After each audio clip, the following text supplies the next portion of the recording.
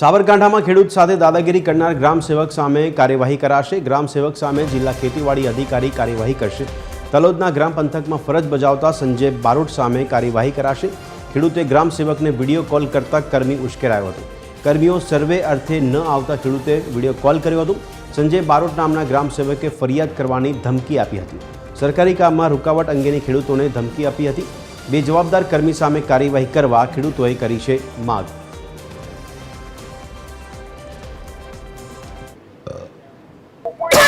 ખેડૂતનો સર્વે કેટલો કર્યો બતાવો।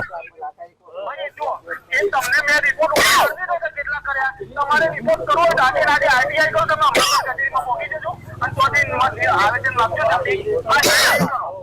તમે મારી જોડે દલીલ ના કરો કામ ના કરો સરકારી કામમાં રૂકાવટ બનવું એ પૂરો ના એ તો રૂકાવટ બનતા અમે રૂકાવટને કેટલો સર્વે કર્યો એવું કહો છો કે ભાઈ મારે ફરિયાદ કરવાની થાય બીજું શું થાય।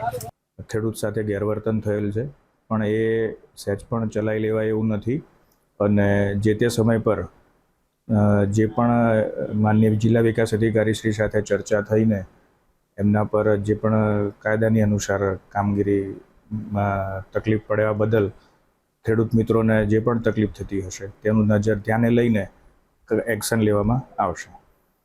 ખાસ કરીને ગ્રામ સેવક વિરુદ્ધ કેવા પ્રકારના પગલાં લેવામાં આવશે?